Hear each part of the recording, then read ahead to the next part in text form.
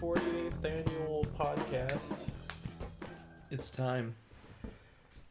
It's time for the podcast.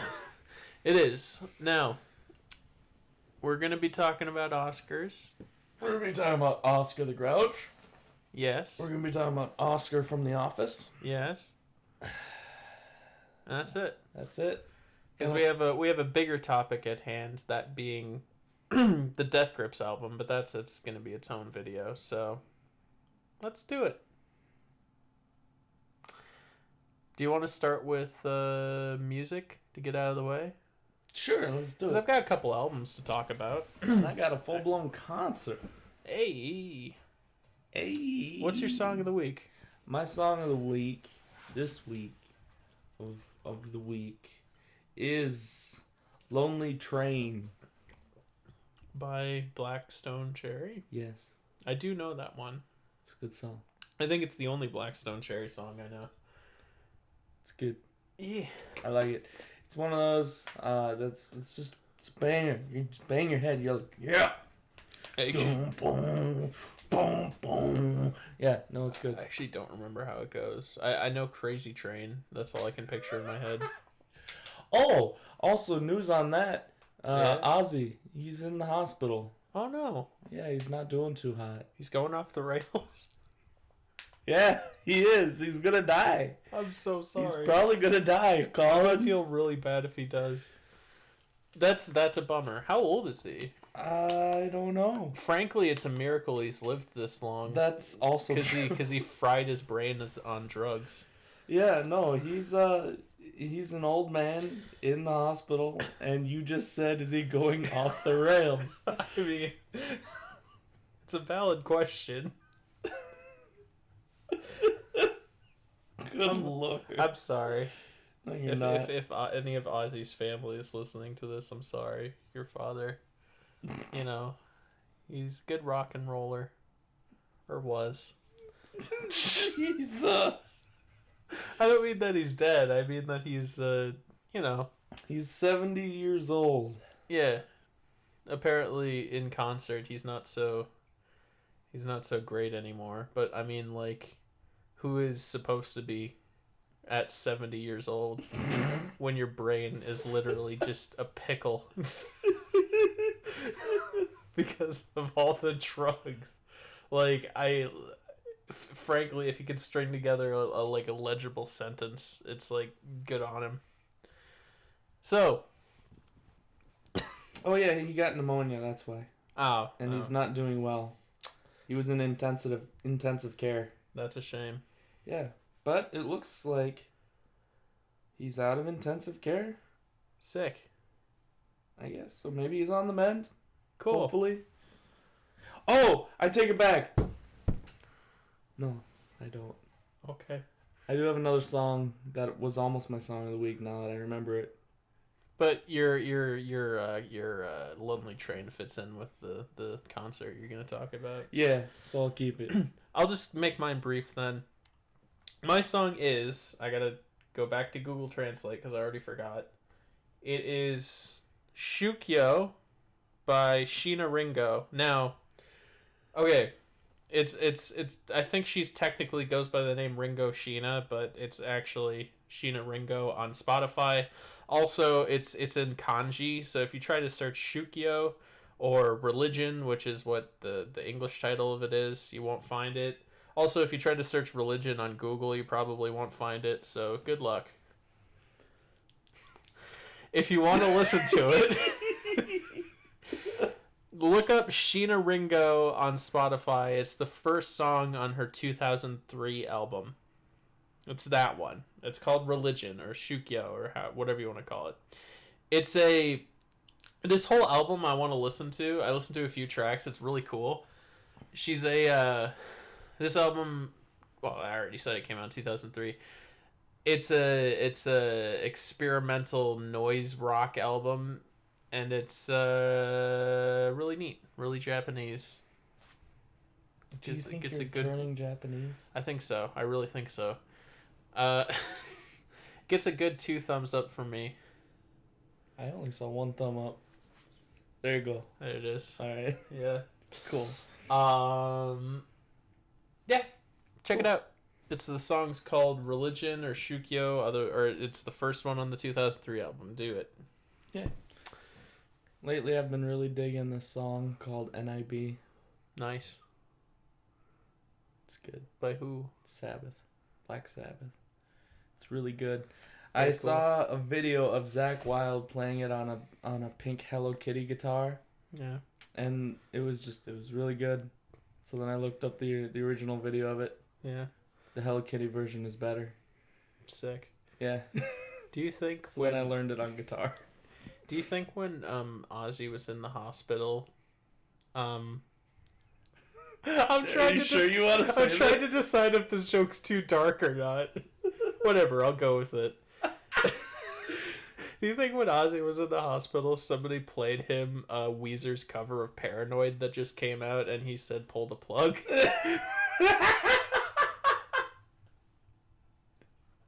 Probably. He's like, it's over. Oh my god, that's good.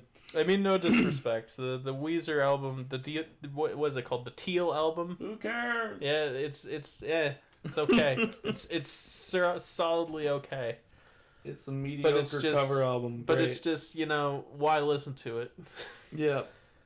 It's a good collection of good songs that are not as good as the originals. Good. So, let's talk about music. So, yeah, I went to a concert last night at a bar in Fridley, Minnesota. I was expecting this place to be about as big as the Myth, if you know how big the Myth is. Right. It's not. Oh. It's smaller, and it has this weird L shape to it. Mm. And so it's like a bar and pub, and so we went over here, we had drinks and food and whatnot, and then we went over here, and then this back area is where, I know this visual isn't helping anybody, but maybe you. No, I can visualize it without the hand movements. So in one corner of the L is where we ate. In the other corner is where the band was going to play. So we went to the place where the band was going to play, and we stood there for 4 hours listening to music. So, this is Blackstone Cherry? Or was this a different band? 3 bands. Okay.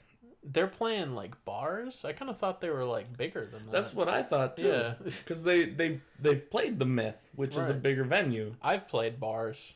Does that mean I'm as good as Blackstone Cherry? I don't think you've played a bar that is quite That's fair. This music big oriented. I played a bar in downtown Minneapolis with 5 people there. Yeah, a little bigger than that. Yeah. Not as small as that, or not as small as the 7th Street entry, but it is small. I was kind of surprised. But yeah, so we listened to 3 bands. The first band was called The Push. Nice. They were okay. Right. They had this kind of scrunchy.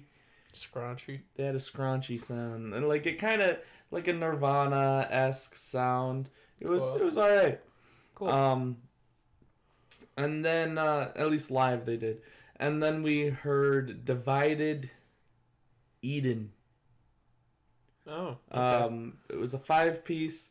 And it was not great. I didn't think it was awesome. There was the lead singer. She was pretty good. She actually reminded me a lot of a Lacey Strum kind of type of singer. They had a couple decent songs, but otherwise I think there was something wrong with how the setup was. I think something was not quite the whoever was doing the audio stuff in the background, they weren't doing the greatest job for that band, unfortunately. Sure. So maybe their studio stuff's better, but I don't know. I haven't listened to it yet. And then after them, Blackstone Cherry came on and gave us an hour and a half of awesome. It was probably, I've seen them 4 times now. This is probably the best they've been. They just seem to keep getting better. Sick. I know I posted this in the Discord, but I have to say it again. So they were doing this song, and it's going pretty normally, and then they have kind of a slower breakdown in it, but they turn it into a reggae song. Nice. So they're playing on those offbeats, and it's sounding cool, and then all of a sudden they break into Fly Like an Eagle. Sure. Why not? Oh my god, I've never heard something so bizarre. reggae on a southern rock setup, playing "Fly Like an Eagle." Yeah. Which from there went directly into Jimi Hendrix, which was good, and from there it went directly into Bob Marley.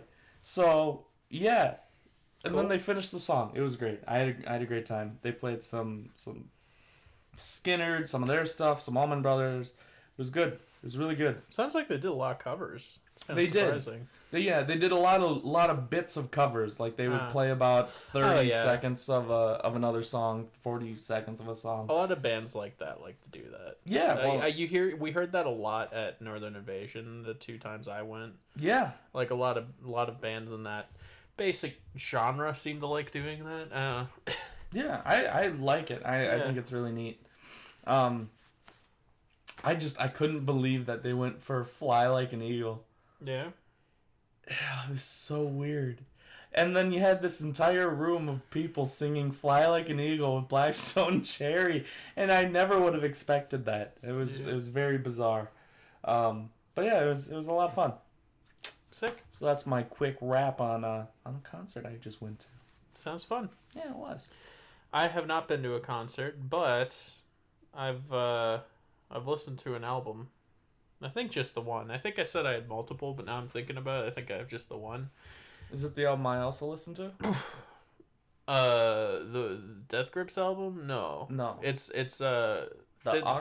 Thin Black Duke by Oxbow. Oxbow, yeah. I you listened to it? I did. That's a weird album. It's not very long, but yeah, it is weird. I have a lot of I like a lot of really weird experimental music, and Oxbow might be like too much for me.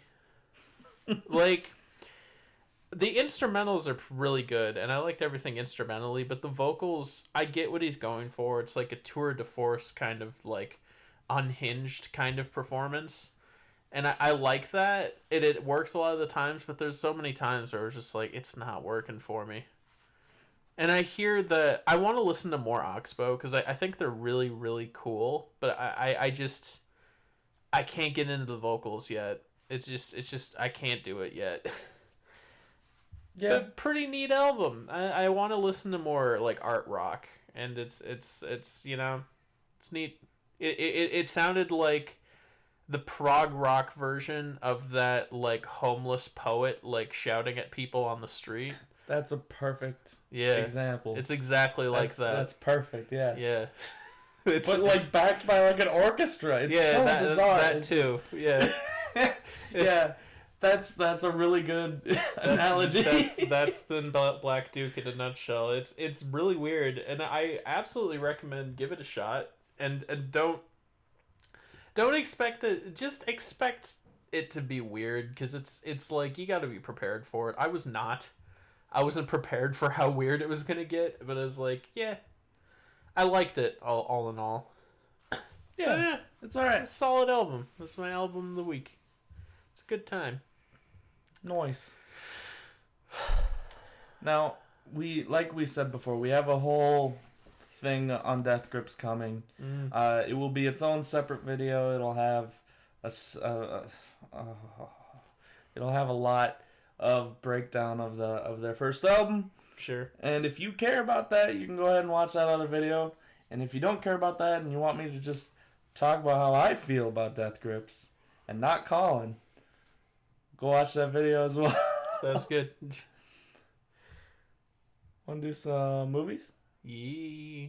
Ooh. Actually, given that we're gonna do Oscar talk this episode, do you want to save movies for the end? Sure, let's do video games. Let's do video games. I have this whole thing, my whole spiel on Pokemon Let's Go, because between the time of recording the last podcast and now, I have bought and beaten it. I have some things to say. All right? So, he's mad. He's coming. I'm not Here we go. mad. You ready? I'm disappointed. He's going to wreck you. I'm actually not disappointed either. I actually loved Pokemon Let's Go, and I'm still playing it after beating it, so there's that. But, okay, first of all, I'll get through it. I have not played Pokemon since Emerald on the Game Boy Advanced. So, I'm a little behind the times. And Pokemon Let's Go seemed like a fantastic way to get back in the series. It's a remake of the old games. What is it? Blue and yellow, red and blue and yellow, right? and Yes, green. I have blue on the original Game Boy, so I'm somewhat familiar with this world. um, and it was a fantastic jumping off point for me to get back into the world of Pokemon. And I beat it. I never beat a Pokemon game before. I got all the legendary birds. I beat Elite Four. It was a blast. Did you get Mewtwo? Not yet, because Mewtwo's like level 75, and all my Pokemon get wrecked in one hit.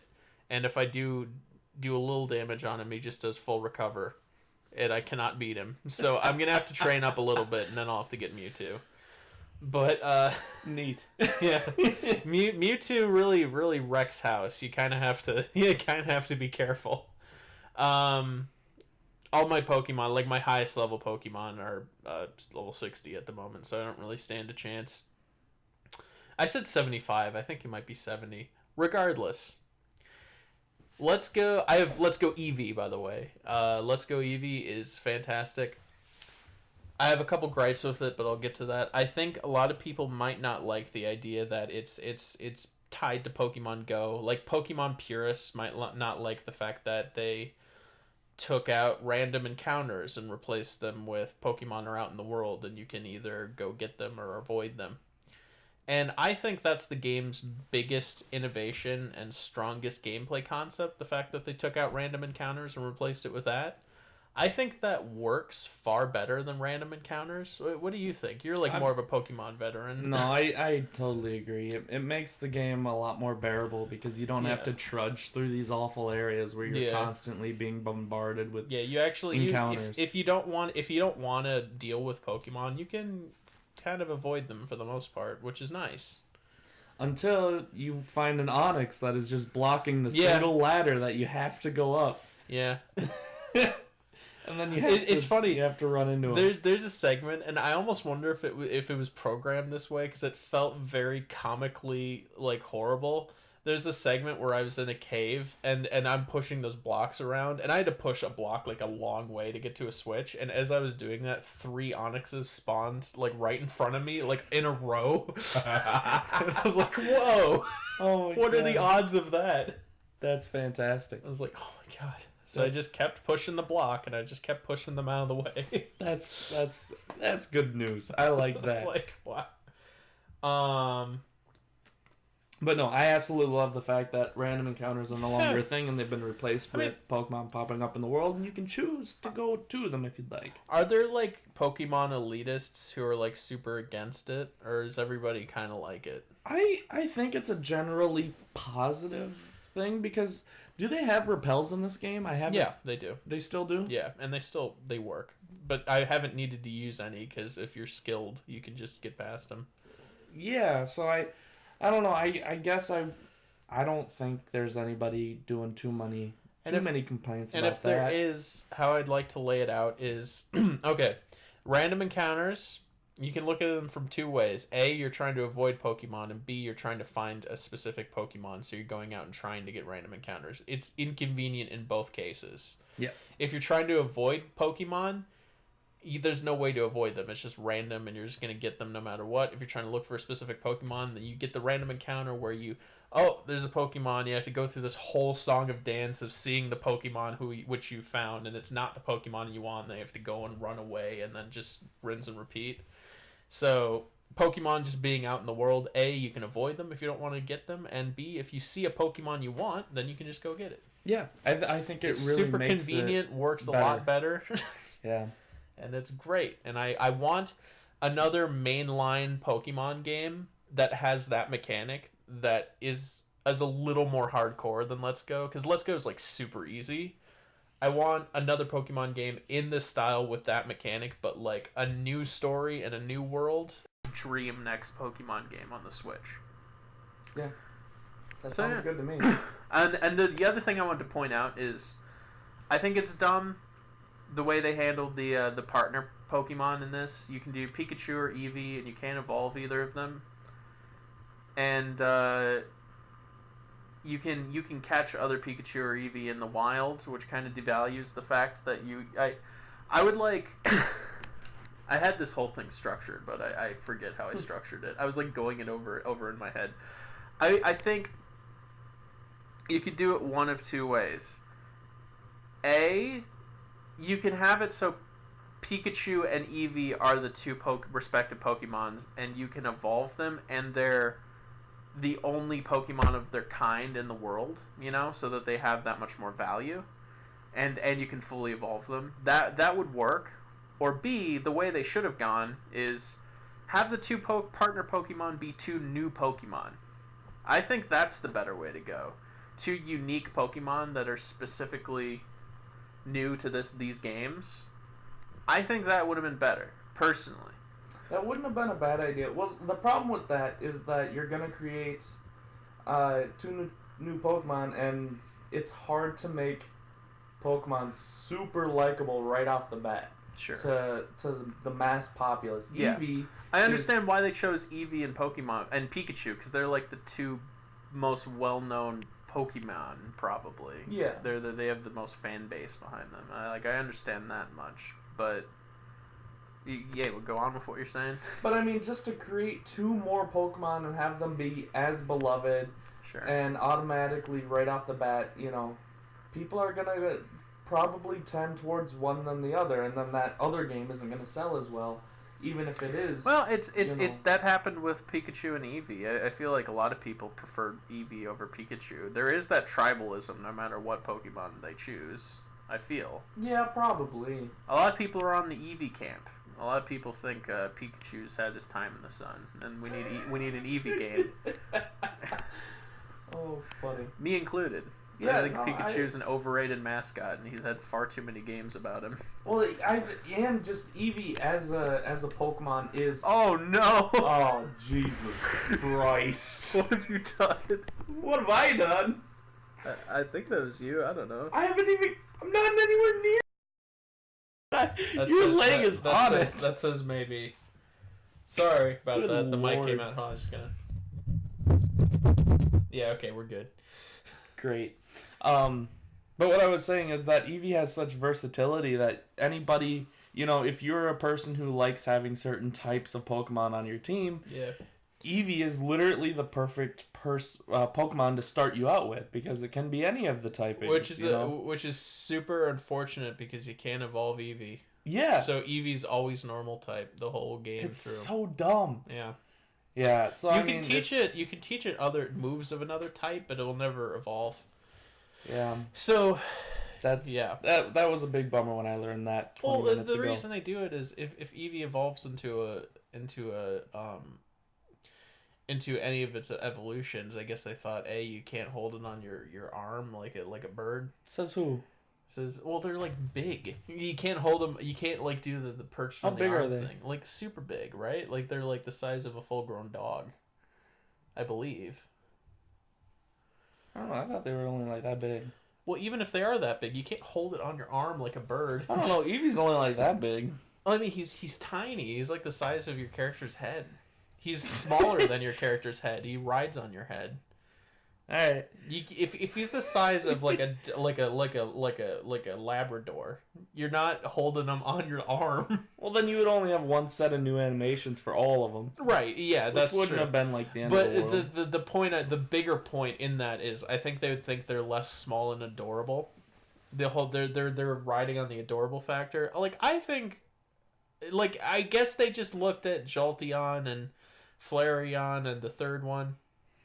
They said these just aren't as cute as Eevee. Oh god, that's funny. What's the third one? Vaporeon. Vaporeon, right? And Umbreon and Espeon and Glaceon. Are those in this game? I think it's just the three. Maybe there is more. I don't know. I don't know. I don't actually know. But I have not clue. I have not clue. I have not clue. Yeah. But yeah, no. So far, I haven't gotten super far in it, but and you have I enjoy Eevee too, or do you I got Eevee. Fair. I kind of wish I got Pikachu, honestly, because then at least I'd have an electric Pokemon. But hey, I got Zapdos.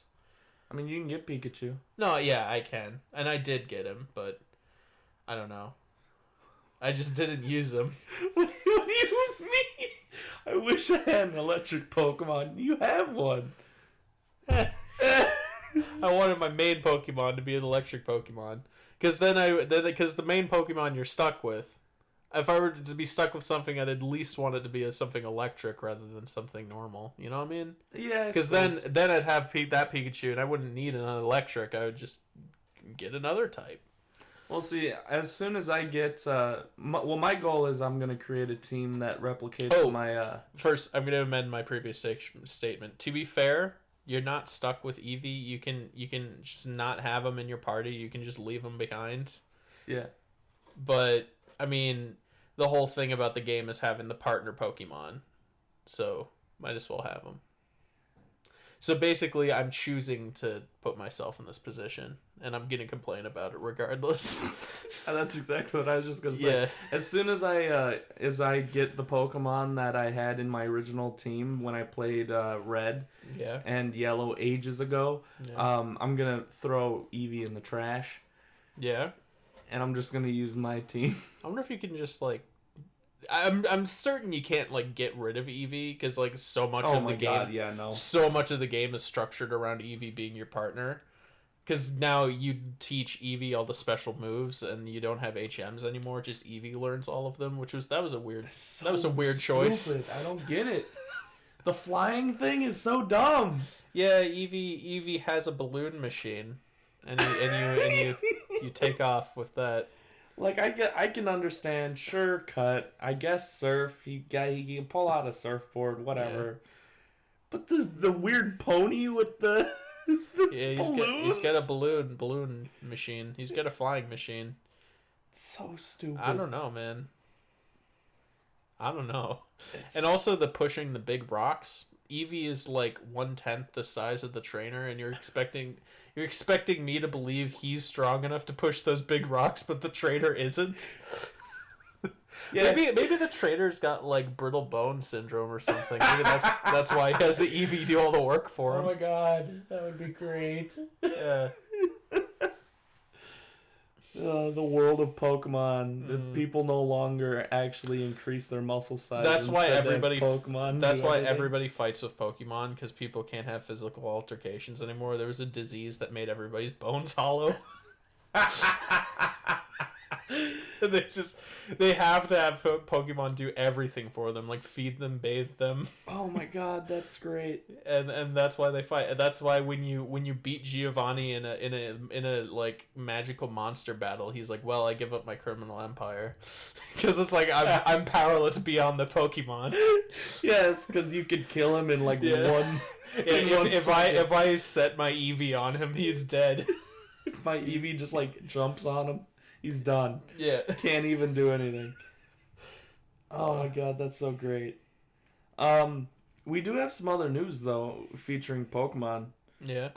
Pokemon on the Switch, coming out late 2019. Like a main series Pokemon game? Main series Pokemon game. Sick. I'm excited.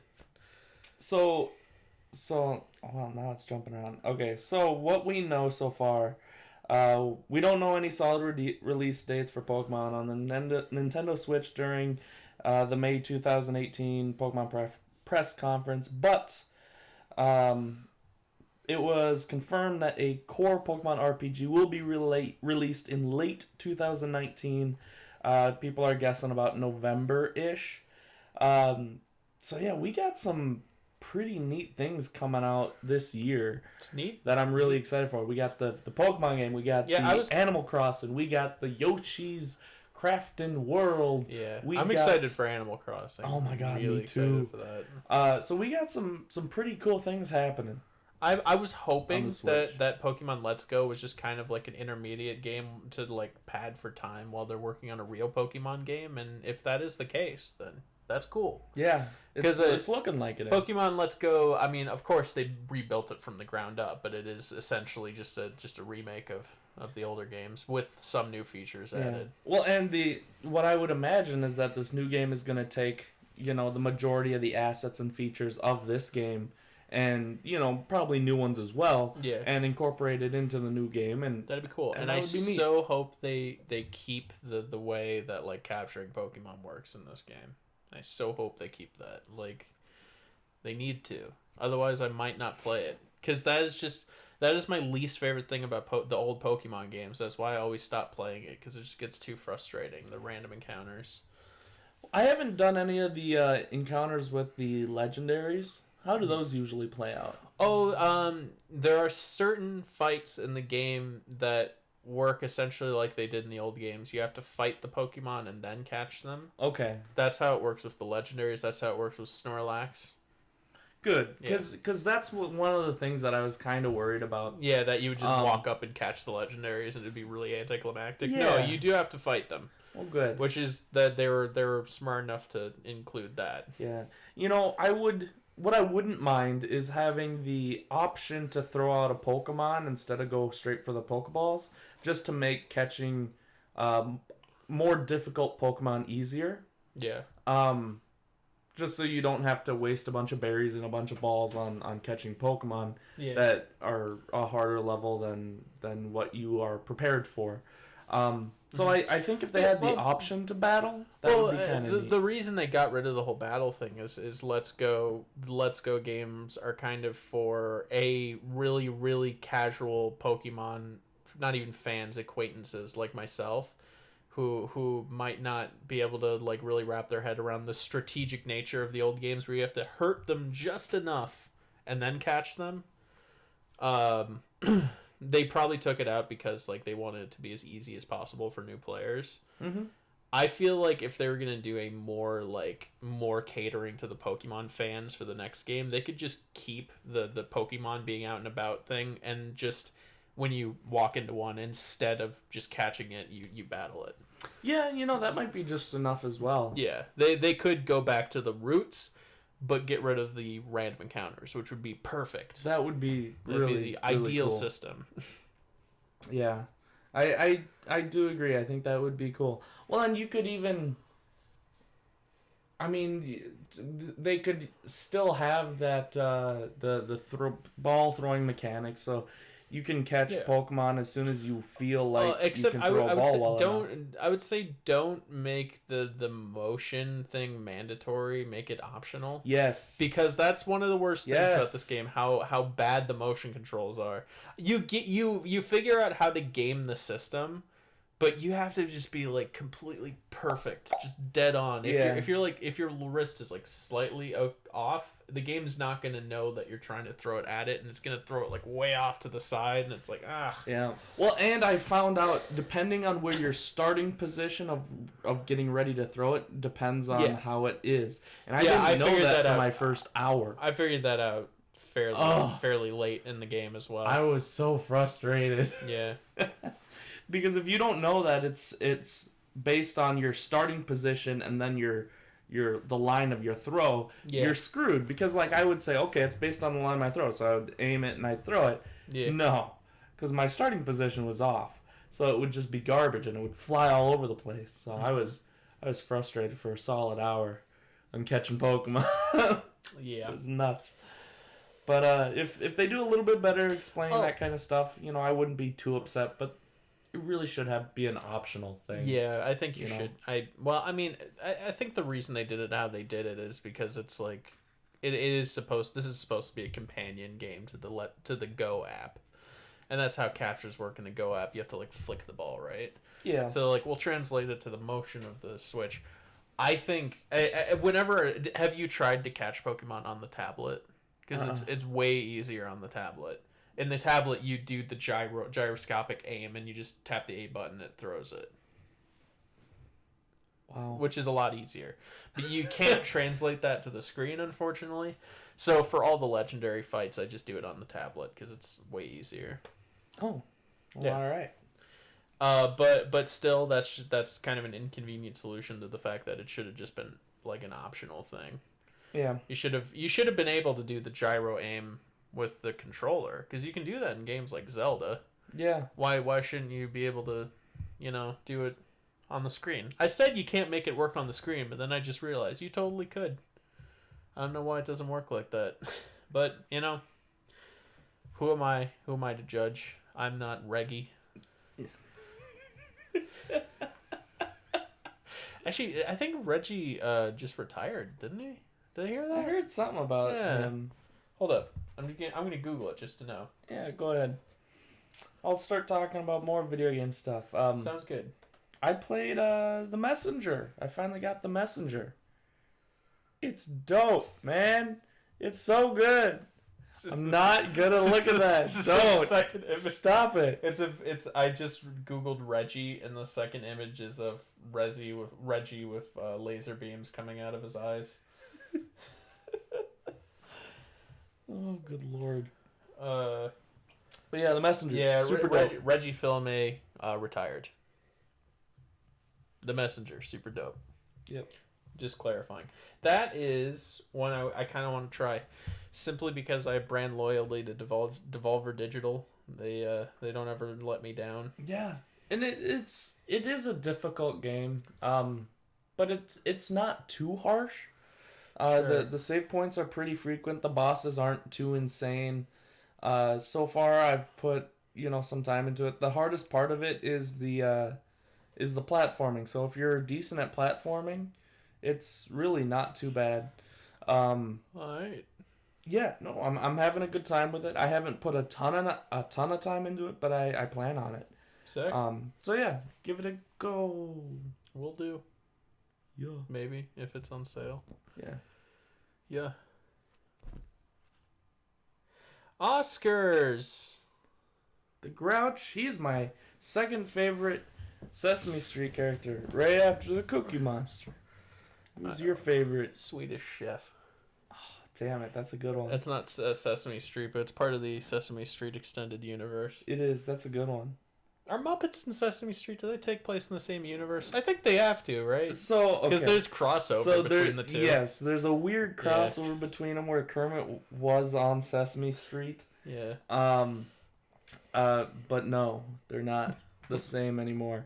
There's two versions of Kermit, and they're gonna meet. It's like Kermit and anti-Kermit. No, well, kind of. Kermit. It's more like Kermit was exiled from Sesame Street. Oh. Kind of like a hierarchy situation. Nice. Where he was just like banished, him and all of his friends, to the real world. Yeah, I suppose. So, yeah. If I like to imagine there's just two versions of Kermit, and if the two were to ever meet, the universe would implode. That's pretty close to the real thing, though. Oh my god. So, let's talk about Oscars. All right. What was your favorite Oscar moment in The Office? Well, now I'm trying to think of a legitimate thing. When Michael kissed him. That was a good one. Yeah. One of my favorites is when he brings the chili into work. You're thinking of Kevin. Oh shit! What kind of shit! What kind of The Office? No!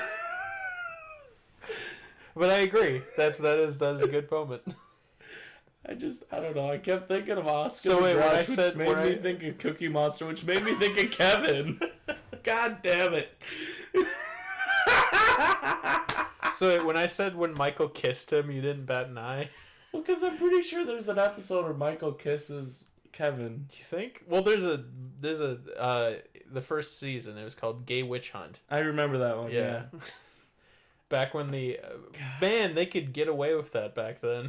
Yeah. Wow. Going back and watching the old episodes of The Office, it's kind of striking because it's like, I don't know if this would fly today, and it's not even that old of a show.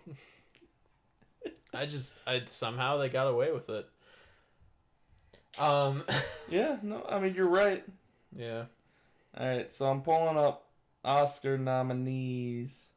It's not wanting to load. Sure. Okay. Here we go. You ready? So I have watched all of the Best Picture nominees. I haven't. Except, how about, yeah.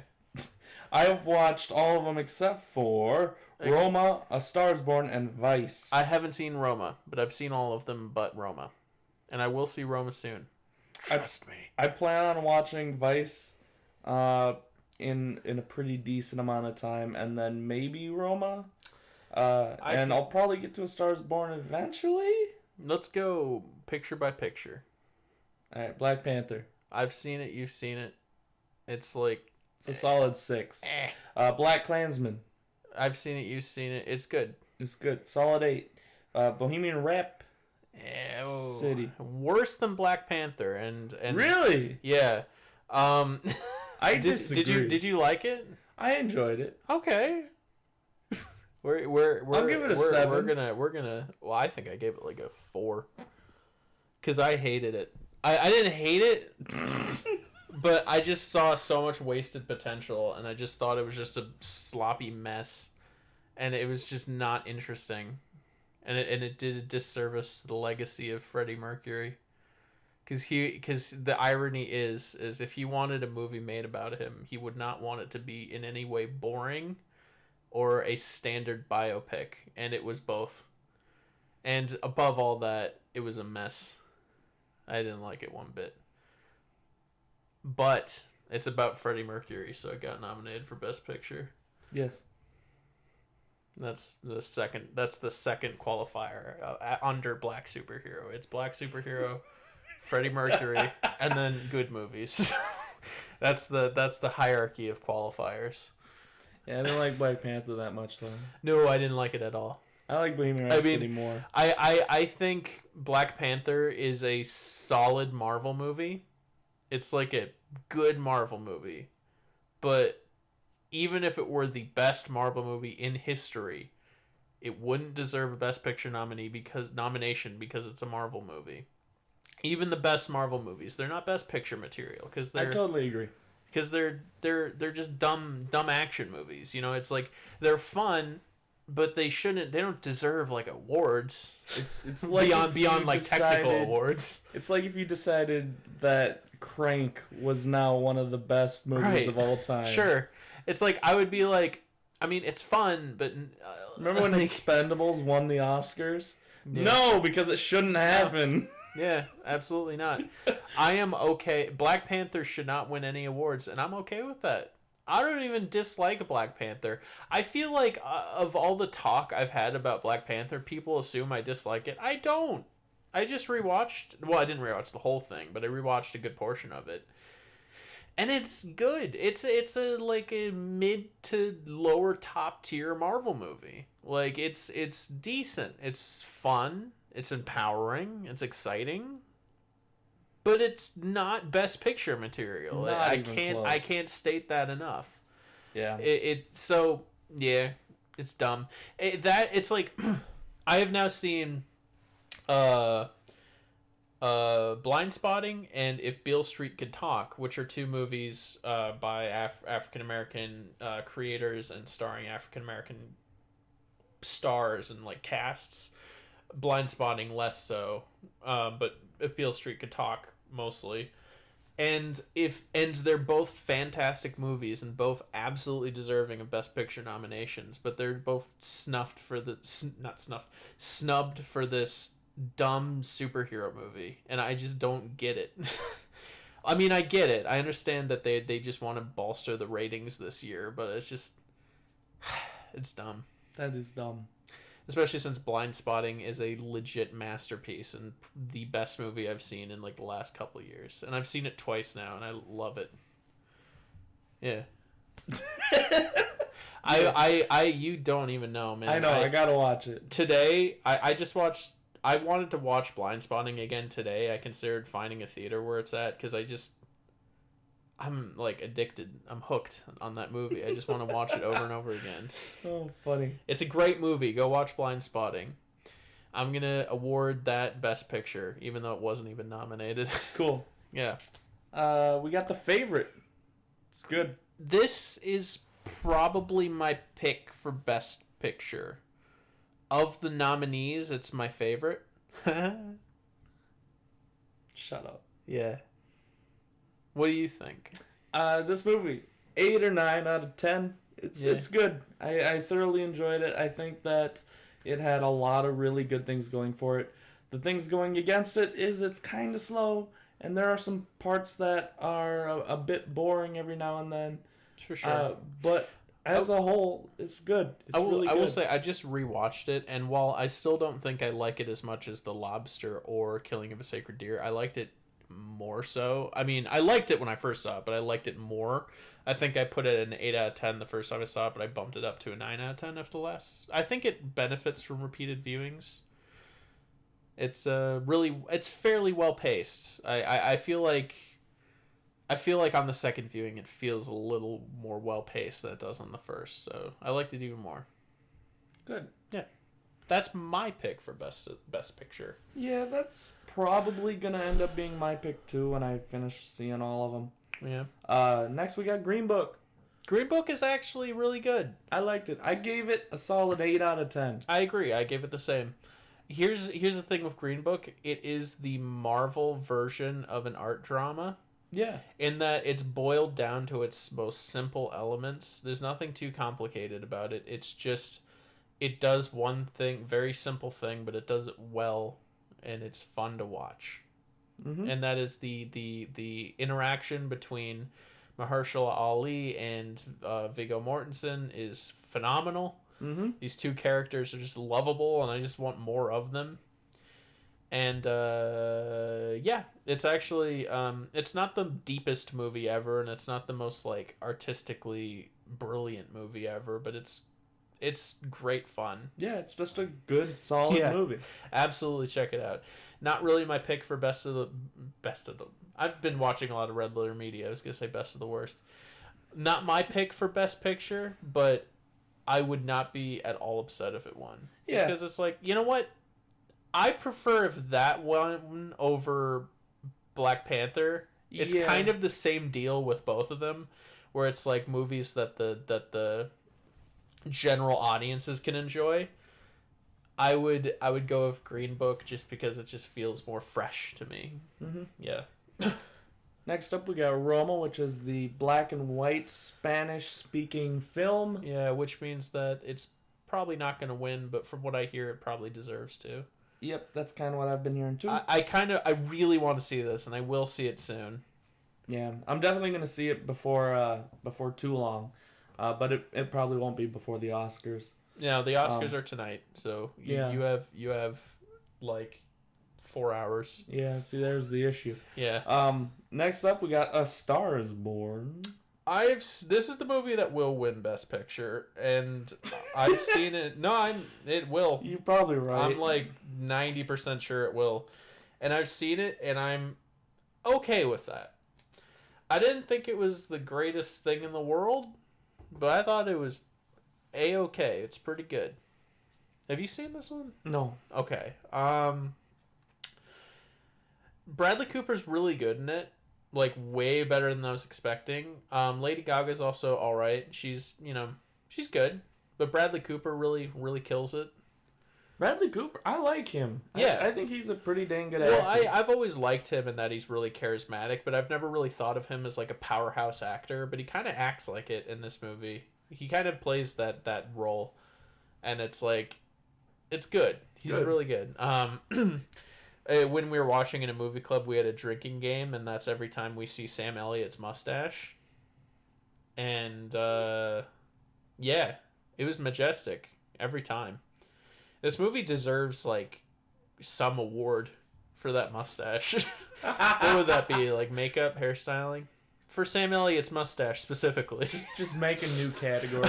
like they show clips before the award for makeup and hairstyling, and like the rest are like these intricate scenes where everybody's all like really cool looking, and then the one for A Star Is Born is just a close up of Sam Elliott's face. Just that mustache. Just his bottom face. Just his bottom lip. Yeah. His top lip. Yeah. Just see its mustache. Just fills the screen. Yeah, that'd be great. It's like, oh, okay, yeah. Can't argue with that. Wow, what a mustache. Yeah. But seriously though, A Star Is Born.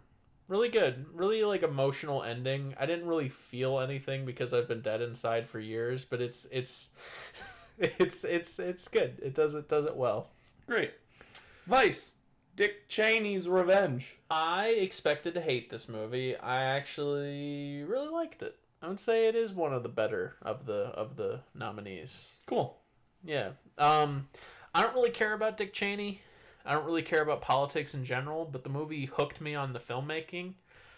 This is by the same guy that did The Big Short, and it shows. It has the same energy and the same quirky sense of humor to it, and the ending's really good, and I liked it. I don't really care about Dick Cheney, but I care a little bit more about him now, I think. I don't know. So, yeah, Vice, not bad. I think it's kind of divisive. When it came out, a lot of people said it was horrible, so that's why I wasn't really looking forward to it, but I actually liked it. I think the reason people hated it is the politics involved, and to which I didn't care about any of the politics involved. I was just like, from a filmmaking standpoint, it's pretty good. Well paced. That's my thing. It's a biopic, a political biopic, meaning that it should be an absolute snore fest, but it was like well paced, and you never get bored. Well, that's good. It's cool. I liked it more than The Big Short. Nice. Really? Yeah. Okay, cool. it's really good. All right. I forget, was that one of the ones that you had seen? No, I haven't seen The Big Okay. Short either, but I know that one's like it was supposed to be very good. Yeah, I prefer Vice personally, but Vice has The Big Short didn't have any controversial political statements about it. It was just about the housing crisis. I mean, maybe it was controversial if you're like really into to economics, but it's like the general audience was just like, it's pretty cool. But you know, Vice is a movie about Dick Cheney, and that's bound to be controversial. So Yeah. So speaking of Dick Cheney and Vice, Christian Bale, actor in the leading role category. Oh my God, he deserves it. Really? No. Okay. He is my absolute pick. This is Christian Bale in Vice is kind of like Gary Oldman in Darkest Hour last year, but in my mind, like way more impressive. Really? He's transformative.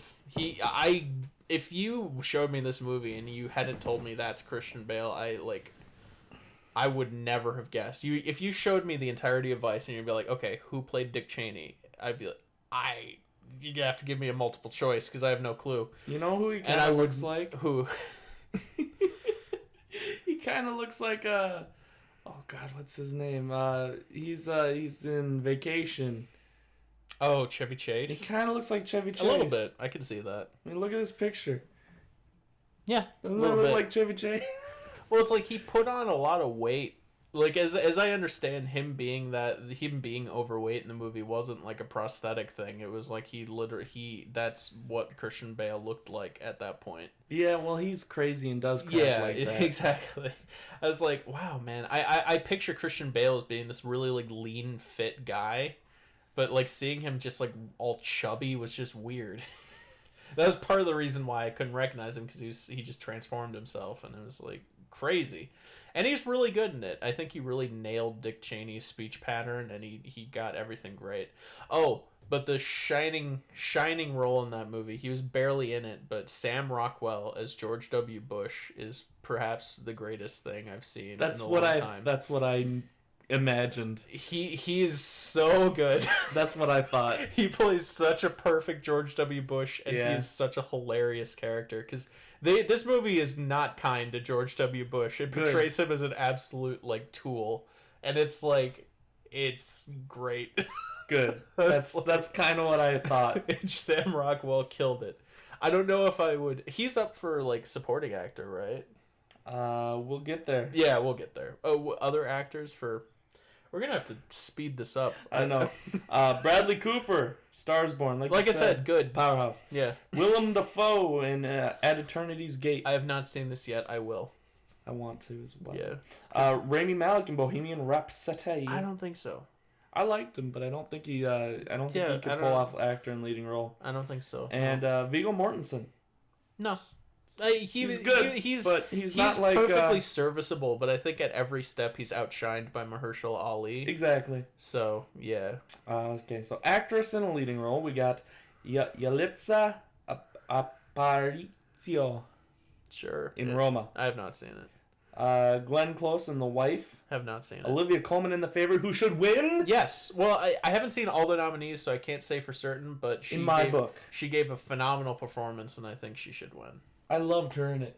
Yes. I thought she was amazing. Absolutely. One of the best actresses in a leading role in a long time. Yes. That I've seen. We got Lady Gaga in A Star Is Born. We got Melissa McCarthy in Can You Ever Forgive Me? I mean, it's Melissa McCarthy. Supposedly she's like okay in that movie, so I haven't seen it, so I can't say. All right, so we have some conflicting things here. Actor in a supporting role. We got Mashallah Ali.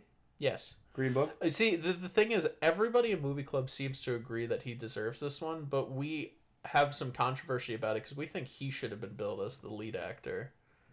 Because he gives more of like a lead performance. We say he does give a lead performance, but he is definitely a supporting role. Right. No, that's fair. He's not the support. He's not the lead character, but like his role is so meaty. Yeah. Like yeah. You know. Yeah. No, I see what you guys are saying, but I think he is in the right category. Sure, and I think he deserves to win. But go on. For sure.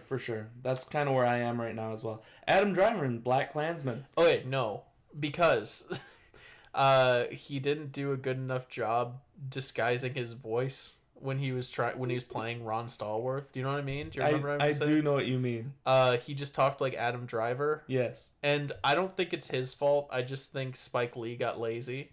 Yeah. And he was just like, just do you, man. And he's like, are you sure?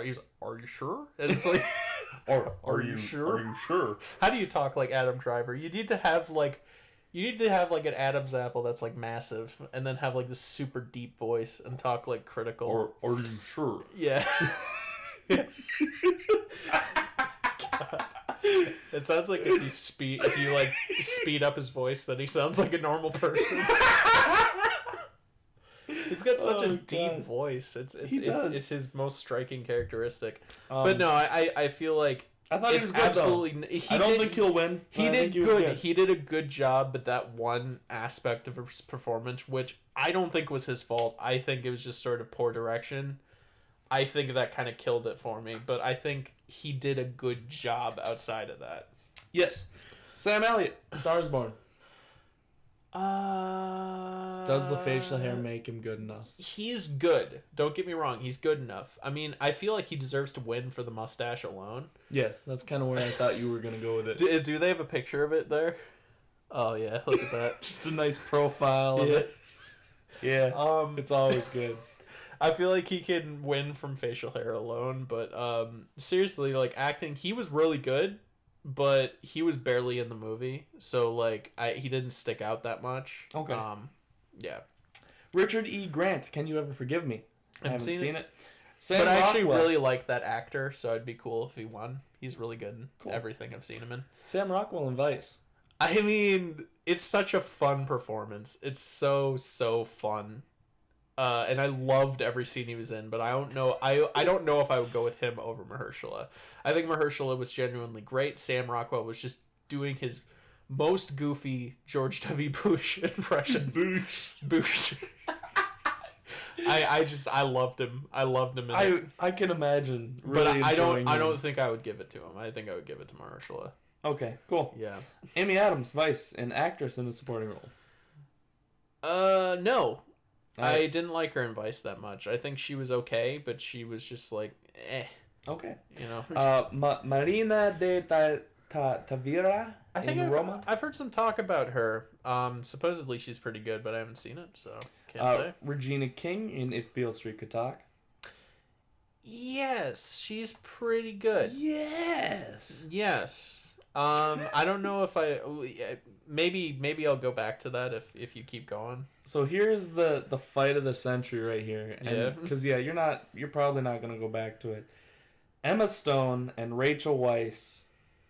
Oh, they're both nominated. They are both nominated. Oof. Which what a great oof.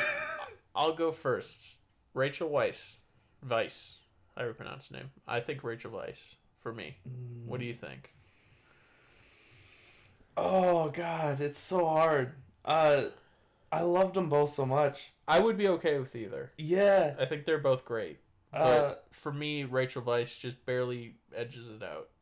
Just because I loved her I just loved her character. Yeah, that might be the deciding factors. Her character was so good. Yeah, but maybe you could argue the fact that Emma Stone's character ended up being so like detestable is like a testament to her being really good. That's also so it's like I don't know. It's a hard pick between those two. My gut instinct is Rachel Weisz. I mean, I think Emma Stone has won Best Actress recently, hasn't she, or something like that?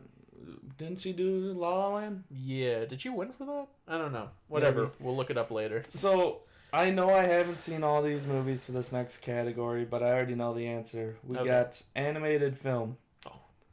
We got Incredibles 2, Isle of Dogs, Mirai, which is the new movie by the guy that did Girl Who Leapt Through Time. Okay. Yeah. And Ralph Breaks the Internet, and Spider-Man Into the Spider-Verse. That's my choice. You can move on. Clearly. I haven't seen Mirai and I haven't seen Ralph Breaks the Internet, but I guarantee you Ralph Breaks the Internet isn't better than Spider-Verse. It's not. I've seen Incredibles 2, Isle of Dogs, Ralph Breaks the Internet. None of them are better than Spider-Man Into the Spider-Verse. And this is coming from a guy who thought Isle of Dogs was definitely going to win. Yeah. Here's the thing.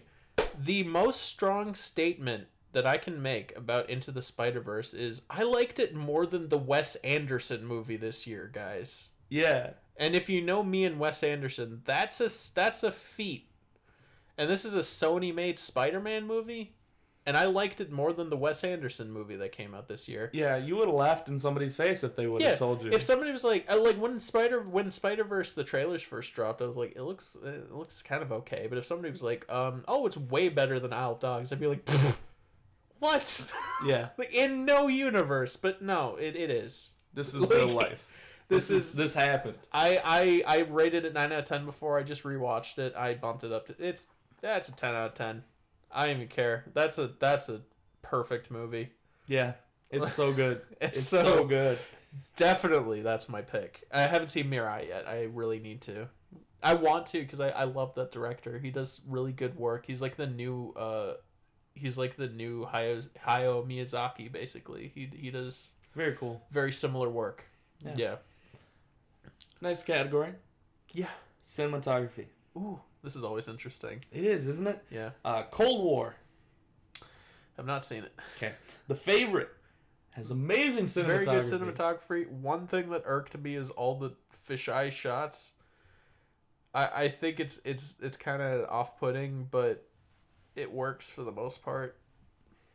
Yeah. Other than that, the shot composition itself is great. It's just the changing aspect ratios, not aspect ratio. The changing lens was very weird. Anyway, I can see that. Continue. Yeah. Never Look Away. Have not even heard of it. I know. Roma. Can't say. Apparently, it's really good. A Star Is Born. I'm going The Favorite. A Star Is Born is actually a close second, believe it or not. Very well shot. But The Favorite had a lot more character, and it was a lot more like masterful because it had all those Kubrickian angles that Lanthimos is known for, and it just looked so beautiful.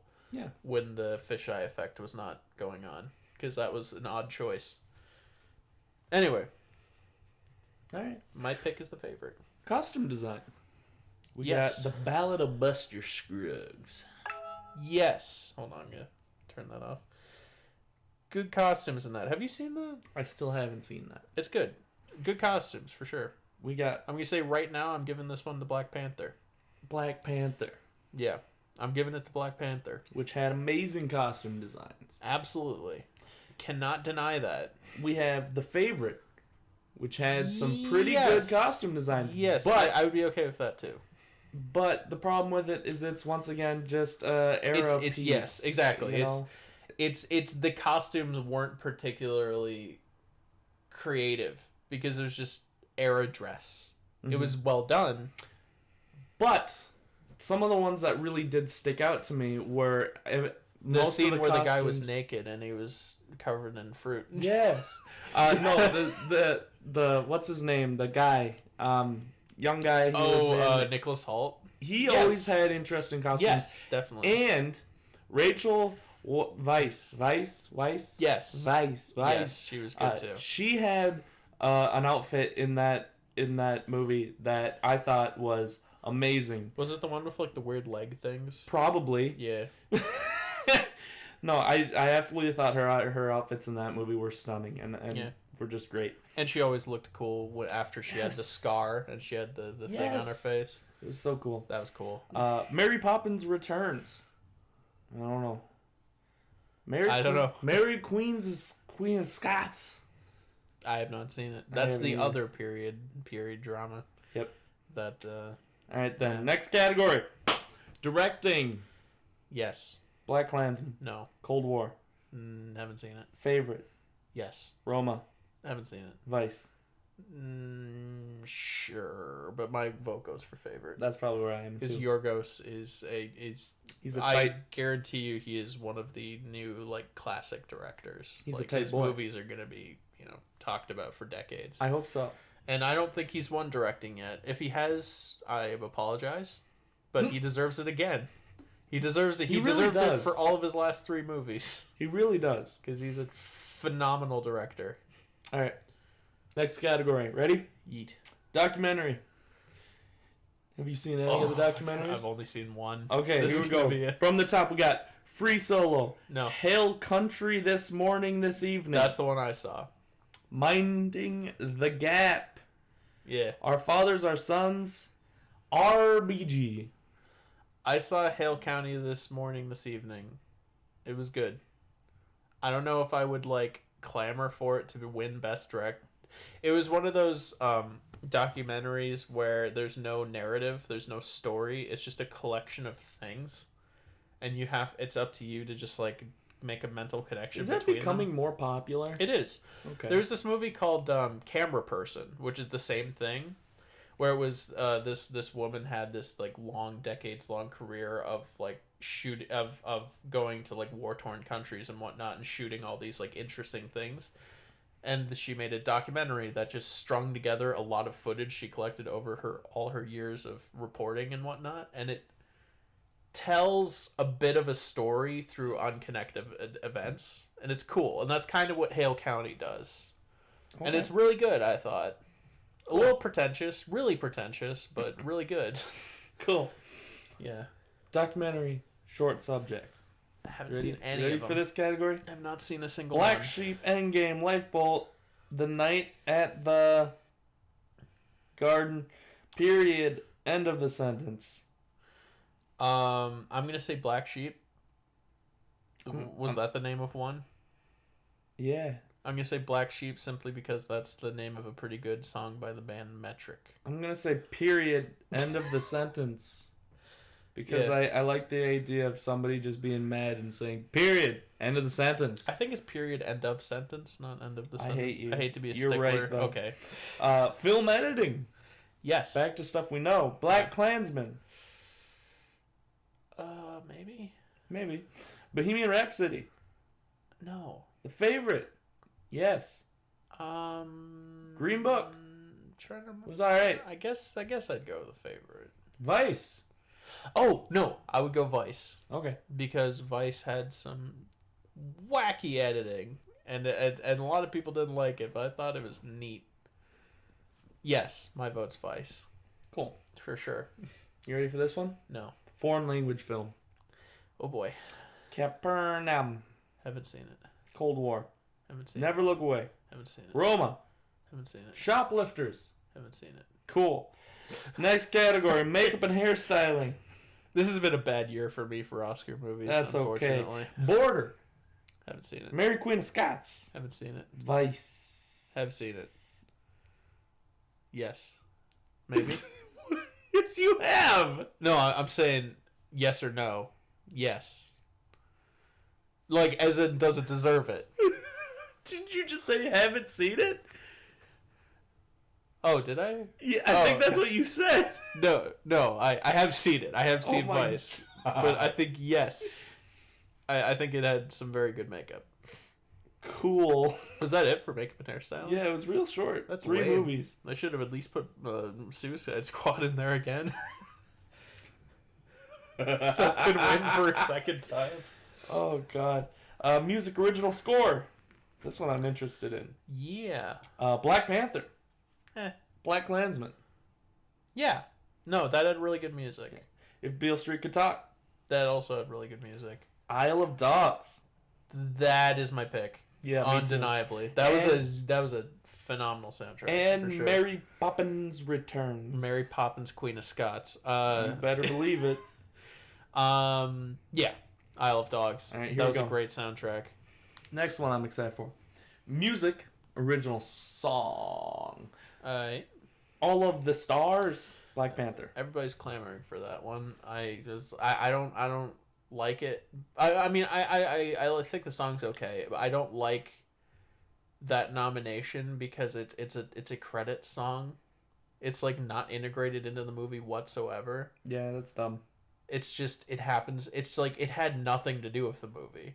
Kendrick just wrote it and was like, "Here, put in the credits." Like, I mean, sure, you can just judge the song on its own merit, but I tend to look at like how it's integrated into the movie. Yeah, considering this is the Oscars. Yeah. I mean, usually there have been plenty of years where credit songs win Best Song, but it always irks me. Yeah. Yeah. All Fight from RBG. Don't know it. Me neither.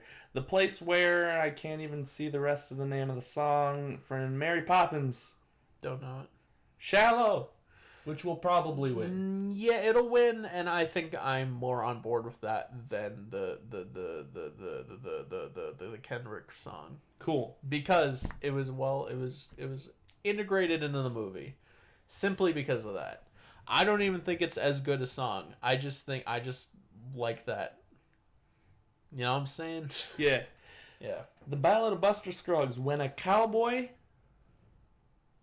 You know, I would like that to win because I can't see the rest of the name. Sure, I know it's when a cowboy trades his spurs for wings. Yeah. What the hell? Yeah. I think that was the song in the beginning of the movie. Oh my god, that's I would like ridiculous. that to win because it was well integrated into the movie. It was this cool little western jingle. And it's not going to win, but I think that'd be kind of a neat little surprise upset there. It's not going to win over Shallow, I guarantee you it's not, but that'd be kind of neat. It was a fun little song, a cool little way to open the movie. If it was the opening song, I believe it was. All right. Production design. Yes, Black Panther. Probably that. The Favorite. Yeah. First Man. Yeah. Mary Poppins. Mary Poppins. And Roma. I hear Roma's really good, so I'm actually gonna put my money on that, even though I haven't seen it. Right. Supposedly they did a great job, like recreating Mexico City from whatever time period the movie was in. But from the ones I've seen, Black Panther or The Favorite, I don't even really know why First Man is in there. I mean, it had good production design, I suppose, but that's not anything to write home about. I think they just wanted to put First Man in there because it's kind of been snubbed for everything else. Yeah. Short film animated. We got Animal Behavior. I'm going with Bow. We got Bow, which I'm also going for. Yeah. We got Late Afternoon, One Small Step, and Weekend. Bow was good. It was adorable. It had a good emotional heart to it. It was good. Thanks, Pixar and Disney. Yeet. Short film, live action. We have Detainment, Fall, Yeah. Marguerite, Mother, Oh. and Skin. I heard about Mother, and Yeah, they're just calling it Mother instead of Madre. What? What? The picture for it says Madre. Well, yeah. It's, Are they just calling it Mother? yeah, they're just calling it Mother. I heard about it, and people were talking about Mother, and I'm like, hold up. You were thinking about the movie from last year? Yeah, and I got excited because I don't think that got like any awards attention because it was a horror movie, and people don't like those. That's funny. But I was like, are they like? Did they like forget about it? And now they're doing it this year. They're like, oops, we forgot that existed. Yeah, Let's just pull it in this one. It's a different Mother. It's Madre. Haven't seen any of those. Cool. Yeah. Sound editing. Black Panther. Bowman Rap Petty. Bowman Rat Pity. Yeah. Erstman. Oh, yes. Yes, indeed. Sound design was super good in that movie. I'm actually voting for A Quiet Place. I thought the I sound don't think design we in could be Quiet Place friends. is good. No. I know First Man was also good, but I think A Quiet Place will win it. I think you're right about that. I want A Quiet Place to win because I want Jim from The Office to be a happy man. Yeah. I want him to live his life happy. Yeah. I think And Roma. Roma also got nominated. right. Yeah, well, it's nominated for literally everything, so that makes sense. I should see that. Sound mixing. Yes. Here we go. Black Panther, Bohem Rhapsody, Earthman, Roma, and Stars Born. So what's the... okay, so sound mixing is we went through this last year, too. Yeah, sound mixing is the Foley and the creation of the effects, and sound editing is how it's integrated into the movie and edited together. In which case, I would say, unless those are opposite. If those are opposite, just take the opposite of what I'm about to say. If that is in fact the case, then I would say sound editing goes to A Quiet Place, but sound mixing goes to First Man. I completely agree. Yes, I believe First Man had some fantastic audio design, like sound design. That was every time they're in a spaceship, the sound really sells those scenes. Yes. So yes, It really does. for sure. Visual effects. Ooh, Avengers Infinity War. I mean, yeah. Christopher Rabin. Eh, First Man. I mean, sure. Ready Player One. Oh no. And Oh, my no. personal favorite. Oh no. My personal favorite for this category. What's that? Solo, a Star Wars story. I mean, no. Absolutely the worst. Like, people are mad that Black Panther is Best Picture. I think this is the most atrocious Have you seen nominee. Solo? Yeah. Yeah, okay, it's yeah. hot friggin' garbage. Well, but this is for visual effects. I don't care. So it doesn't really the matter. visual effects in Solo were so bad. We both thought our TVs were messed up. Yeah, well, for me, it was I thought the projector was broken in the theater. I was literally, like, for the first few minutes, I was, like, looking. I don't think that's a matter of visual effects, though. That's just the maybe it falls under visual effects, does it? The fact that they, like, color corrected everything so dark. Maybe it does. If it does, this movie's garbage. yeah. If it doesn't, this movie's still garbage, but it's not. This category's garbage. But yeah, you know what? This It is like atrocious. I hate Ready it. Player One. As much as it pains me that this is in this category because it was just such a visual nightmare. Like, it was just so, like, atrocious to the eyes. It's impressive in the dumbest way possible, the amount of stuff they managed to fit into one scene. You know what I mean? You didn't see it, did you? No. It's impressive. I suppose.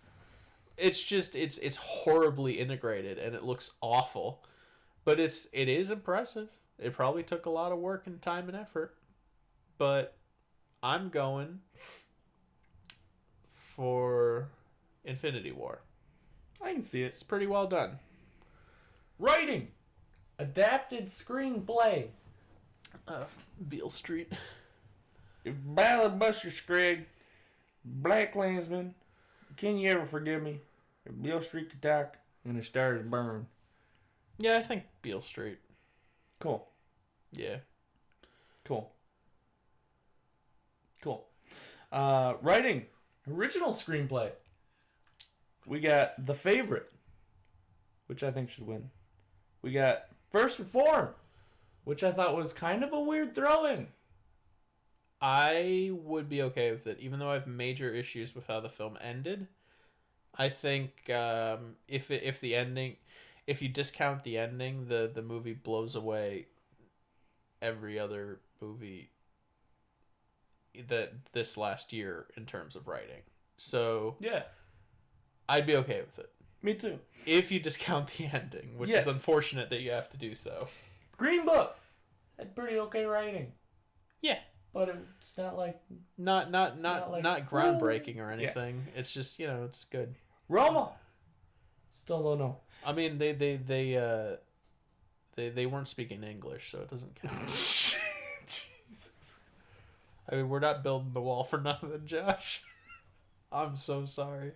You made me want to pour water all over your laptop. That's okay. That's the first thing I thought of was just like. All right. No. And Last Vice. No. How about let's say can you repeat those two? The favorite First Reformed, Green Book, Roma, and Vice. I'm going First Reformed, but the favorite's a strong second place. Tight. Yeah. Well, there you go. That's Oscar noms. That's all? That's all. Sick. That's all Oscar noms for this year. So you can go by this and see how correct either of us were. By either of us, you mean mostly me. Mostly Colin. Yeah. And me for animated Tell you feature. What, let's remember this, and next year when we do the same thing, I'll read them off and you give your opinions. I mean, I would have given my opinions if I had seen them. That's fair. I thought maybe you just wanted to keep it going, or I don't know. Well, it was a little bit of both, right? So most of them I haven't seen, so I figure I'd throw them at you. Fair. But the ones that I had seen, I like being either talked about. I like being opinionated about things I don't really know a whole lot about, so yeah. I'm a perfect choice. Yeah. Yeah. Although I have seen an okay amount of them. Just as always, I didn't get any of the foreign language, and I didn't get any of the documentaries except for one. So I got a couple more things under movies. Nice. I know we said we were going to save Oscars for last, but here we are. Cool, and then we'll wrap it up. I don't even think we did movies of the week. We didn't. Mine's If Beale Street Could Talk. Mine's Green Book. Good okay, job. Perfect. I think we've already talked about those in length, so we're cool. Yeah, good. Yeah. But yeah, I forgot to talk about 3 movies last week that I had seen. All right. So I watched. Lay it on me, fat daddy. I watched the new Jumanji again.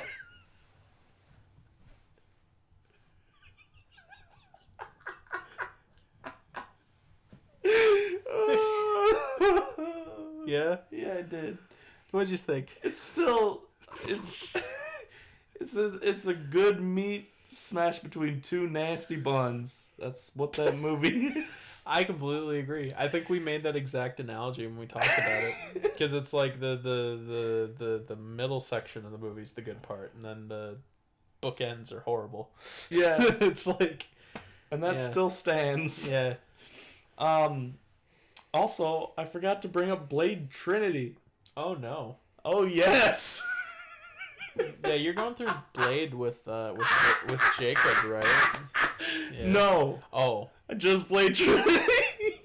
You just watched Blade Trinity with Jacob? Yes. Not even the other ones? Oh my god, yes. That's fantastic. Oh my god, let me tell you about Blade Trinity, alright? I hear it's the worst of them. It's so good. Yeah. It's so good and so bad. I love it so much.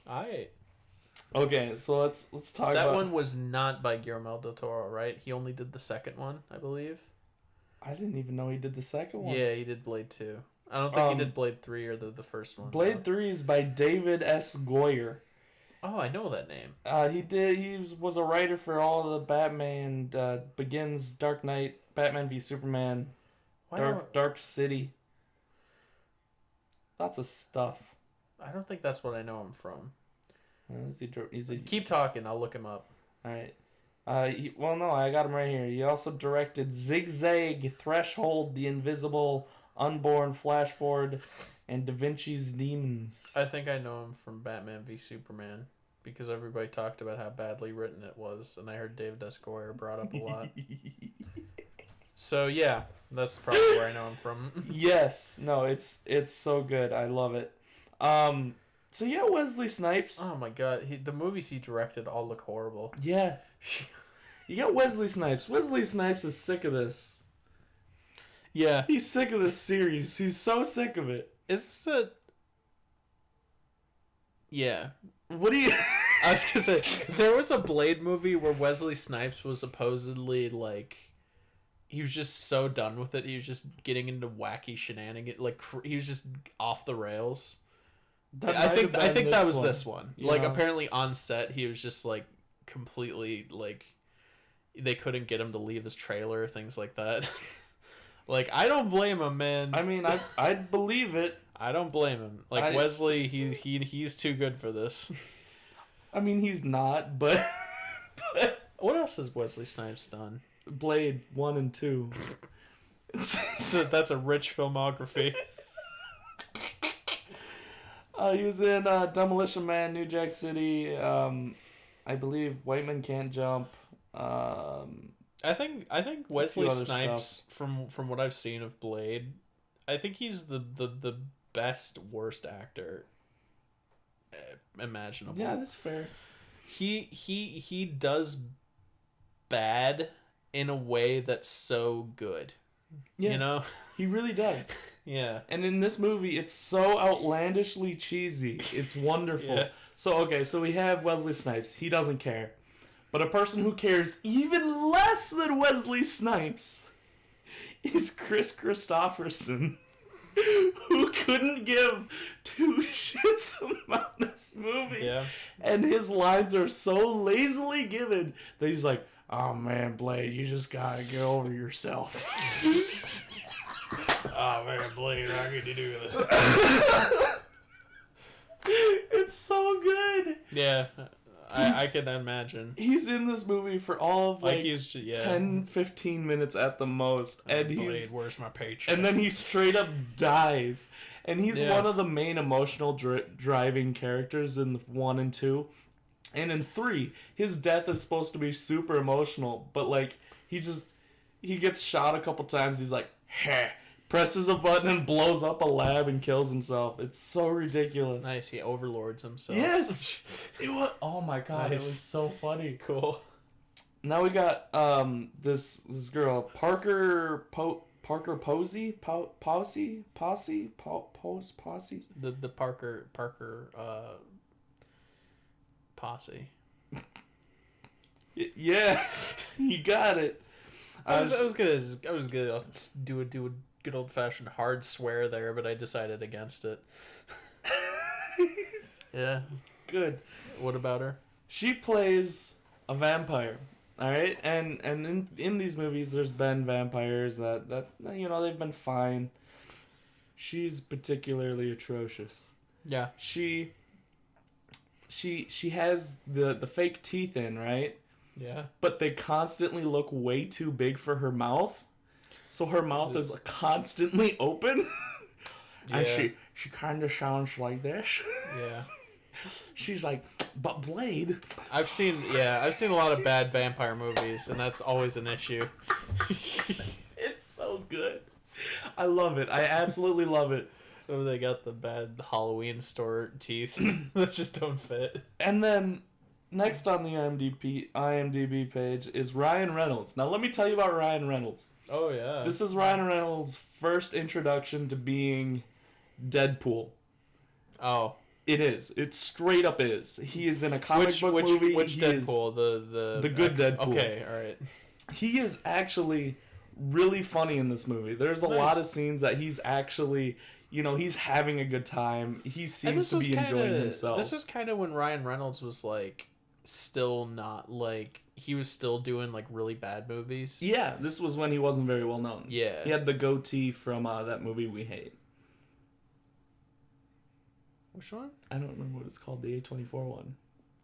Oh, The Captive. The Captive. Oh, this was the Captive era, Ryan Reynolds. I believe so. Okay. So yeah, he had that awful goatee. Yeah. But no, this movie has some very classic lines from him that I will always adore for the rest of my life. I'm so glad that Ryan Reynolds decided to like just have fun. Yeah. His career is like so inspiring because he took on such bad roles and then eventually he decided he was too good for it and he was like, I'm just gonna do me, and it's really working out for him actually. Yeah. But this is before that. Yeah. Next, we got Dominic Purcell. Purcell. I don't know. He's not in anything.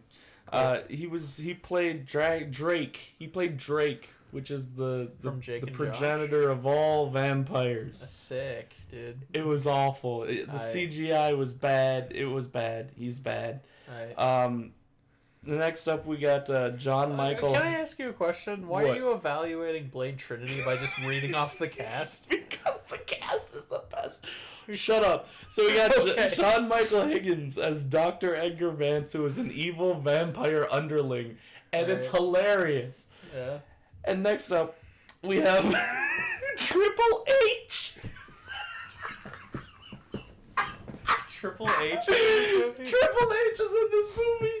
That is highly unfortunate. That's not good. What's his name in IMDb? Is it just Triple H? I didn't even know he had an acting career. Wouldn't that be great if he didn't have his name on IMDb? What is his real name? His real name is Paul Levisk. Okay. But yeah, he's a vampire. Nice. He's a real buff vampire. Yeah. Who has a chihuahua that is also a vampire. Yeah. In this movie. I mean, sure. Why not? Oh my god, I love this movie so much. Patton Oswalt's in it. Yeah, it's dumb. I truly adore it. It's 2 hours of just nonsense. Watch it. If you haven't seen it, do it now. I'm gonna watch the whole Blade trilogy. Sorry, because I haven't seen any of them. It's a good time. You know, if you want some classic, pre-comic book era Marvel comic book movies, this is it. What are you typing? Nothing apparently. My computer's being dumb. I don't know. Gotcha. And last, as far as movies I watched that I didn't mention, previously, I watched Fantastic Beasts. Nice. The Crimes of Grindelwald. It was pretty. How was it? Bad. Alright. Let me tell you why it's bad. Okay, so you got the first Dumbledore one. is gay. No, that was actually kind of alright. I'm being facetious. I know, but that definitely wasn't the issue. I don't know. I just googled Wesley Snipes, and the second video result is called "Where is Wesley Snipes?" He's gone. He was in jail for tax evasion. Yeah, right. Okay, answer solved. Cool. The Crimes of Grindelwald, though, it is boring. Sure. It's straight up boring. Nothing happens in that film. Yeah. You know what? I'm gonna spoil it. So there's this kid in the first one, right? He's a kid. In the second one, you learn that he is he's Harry Potter. He's related to Albus Dumbledore. That's it. That's all you. That's the whole movie. Cool. It's dumb. 2 hours of sitting there just to learn that this one kid is related to Albus Dumbledore is not worth it. Granted, this movie had so much exposition and build up that the third one is probably going to be pretty good. All right. But the second one was so boring and drawn out, it just wasn't worth it. Yeah. we're gonna watch this when we're done. Okay. Was this from your movie? Blade Trinity? I mean, it's from one of the Blades. Yeah. Anyway, continue. They're all cheesy as hell. So yeah, that's my review on Crimes of Grindelwald. Just don't. I mean, watch it if you want, but I wouldn't. I'm kind of bummed I watched it. It was meh. And last but not least, a movie that I watched was a documentary called The Two Deaths of Sam Cooke. Which was okay. It was kind of interesting seeing Sam Cooke, and I didn't realize that he was murdered. Really? I didn't know that he was murdered. There's some speculation that it was FBI taking him out because he was a black man becoming more and more popular in the White household, and he could influence people, and he was connected with people that were trying to shake things up, such as Malcolm X and others. So, but I don't know. It sounded like he was in a bad spot. His marriage wasn't too good, and he got himself into a situation that he just couldn't get himself out of, and so he got killed, unfortunately. Yeah. So I don't know if it justifies having a whole documentary that is supposed to kind of second guess and his death. But it was interesting learning more about him for sure. Neato. So yeah, those are all the movies I watched. Cool. Yeah. And with that, I think we need to change gears and get into Death Grips on a different video. Sounds good. Well, I had so much fun talking about Blade Trinity. I can't blame you. And I need to see it, honestly. And now we're gonna go and talk about Death Grips. So yeah, it's gonna be good. It's gonna be a switch. It's gonna be fantastic. It's gonna be a little switch up. Well, we'll see you on the next one. Audio, my friend. Yes. Goodbye. Oh, you don't even have the thing up to stop the. Okay. Goodbye.